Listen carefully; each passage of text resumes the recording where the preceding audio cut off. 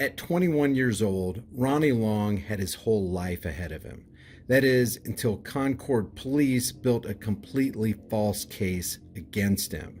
As a direct result of law enforcement lies, Ronnie Long spent not 4 years behind bars, but 4 long decades in a cage for a crime he didn't commit. Now 68, Long received 2 life sentences following a trial where an all-white jury in Cabarrus County, Concord, found him guilty of burglary and raping 54-year-old Sarah Judson Boast at knife point in her home on the evening of April 25, 1976. Long was just 21 at the time. But Long never committed the crime. And in August 2020, a federal appeals court ordered a new hearing for Long in his effort to obtain relief. Almost immediately, his conviction was vacated and Long was released from prison. Governor Roy Cooper later that year granted him a full pardon for innocence.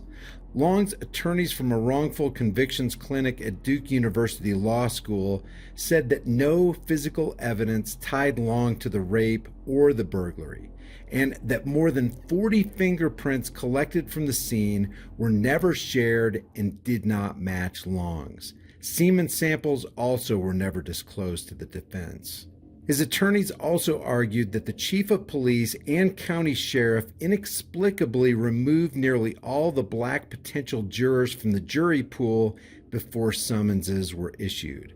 Long has now settled a civil lawsuit with the City of Concord and the North Carolina State Bureau of Investigation for a total of $25 million. This is a record for the state of North Carolina. U.S. Court of Appeals Judge Stephanie Thacker wrote in the decision, Long's conviction was vacated in 2020 after a trickle of post-trial disclosures unearthed a troubling and striking pattern of deliberate police suppression of material evidence. And why would the cops do that to a man?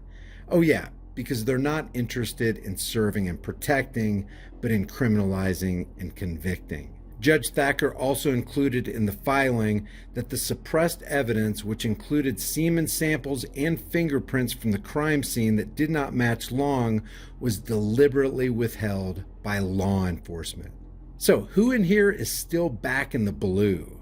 The city said in a statement announcing the settlement, quote, "In the settlement, the City of Concord acknowledges and accepts responsibility for the significant errors in judgment and willful misconduct by previous city employees that led to Long's wrongful conviction and imprisonment." And I think they're only saying this because they got caught. Long wrongly served 44 years, 3 months, and 17 days in prison for the crime he never committed. A supervising attorney said in the release, quote, "No amount of money will ever compensate Ronnie Long for the 44 years he spent incarcerated and the indifference of numerous elected officials who fought to keep him incarcerated despite overwhelming evidence of his innocence. While he was in prison, his parents passed away, he missed birthdays, graduations, funerals, and other important events that mark a person's life. He can never get this time back. It's infuriating to think about."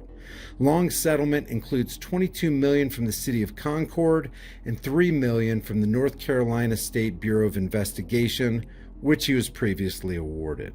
To add insult to injury, after Long's conviction was vacated and he was released from prison on August 27, 2020, he was told he would receive a paltry $750,000 in compensation paid out at $50,000 a year, which was supposedly the maximum amount possible under North Carolina law. Long would probably not even live long enough to see the rest of that money. The amount is wholly inadequate to compensate him for taking away more than 44 years of his liberty.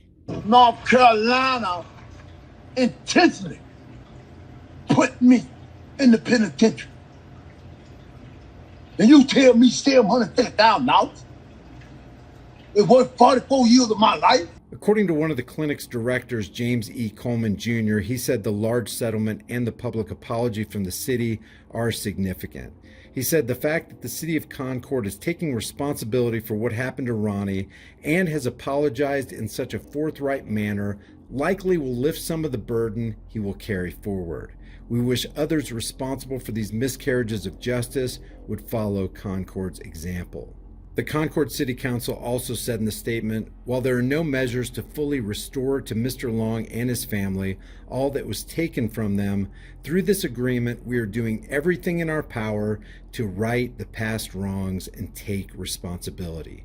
We are hopeful this can begin the healing process for Mr. Long and our community, and that together we can move forward while learning valuable lessons and ensuring nothing like this ever happens again. Now, is it possible that these kinds of injustices would be greatly reduced if public officials were held personally responsible for their evil actions?